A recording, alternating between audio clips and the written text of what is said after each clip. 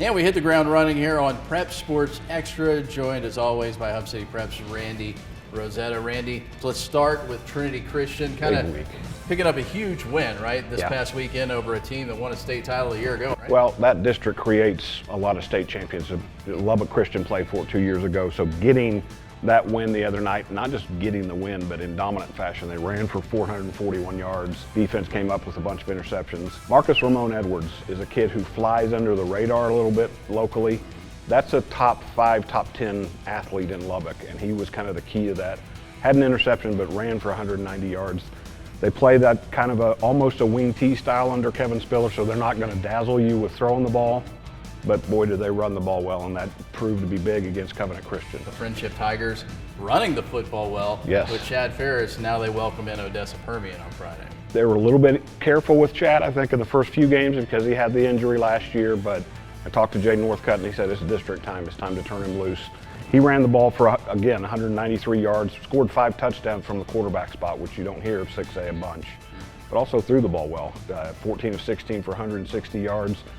Defense got pushed and prodded a little bit. I hate to bring this up, but that game was a lot like the game down in Austin where Friendship's offense never came off the field without scoring a touchdown. The defense struggled a little bit to keep San Angelo Central from scoring touchdowns, so bit of a shootout. I don't think that's what Friendship wants this week when they play Odessa Permian. Permian's going to come in here with the flex bone or triple option, whatever you want to call it. They're going to try to grind it out, have long drives. Friendship needs to stay patient with them and make sure that they're scoring, but making sure that their defense is catching a break on the sideline from having to tackle what you figure will be big, tough, physical guys for Permian. Catch 22, Chad Ferris runs for 70 yards, the defense got Exactly. Somebody that runs for quite a few yards, we've talked about him all year long, Trent White and those Monterey Plains. They get a huge win over Lubbock High. Are they a contender for a district? I mean, I guess we're going to find out, right? Yeah, we're going to find out this Thursday. We'll know pretty quick. They go up to Amarillo High to play or up to Dick Bivens Stadium to play the Sandies. I'm real curious to see. They haven't beaten them since 2017. That's been a little bit of a burr in their saddle. Coronado is always the big rival for them. Lubbock High, obviously, for different reasons. But Amarillo High has been a team that sets a standard year after year. Monterey's going to have to go up there and do what they do well, which is Trent White.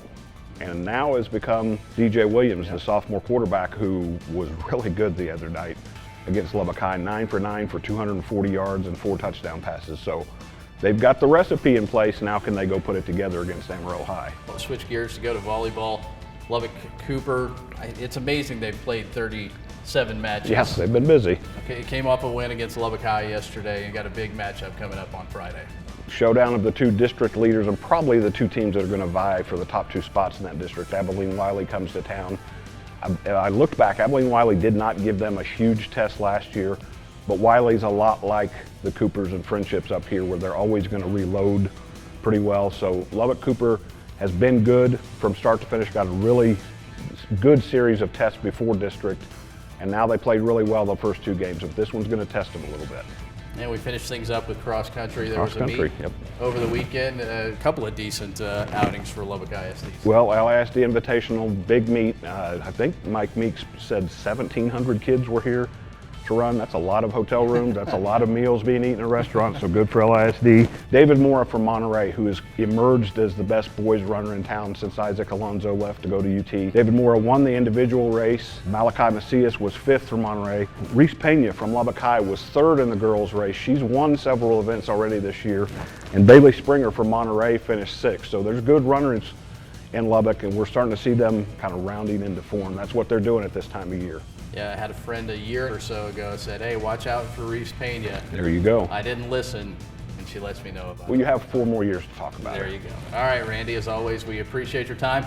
Go over to Hub City Preps right now. They've got helmet stickers, standing stats, all updated for you, and anything we just talked about, more in-depth coverage there as well. Thanks, Randy. Thanks for having me.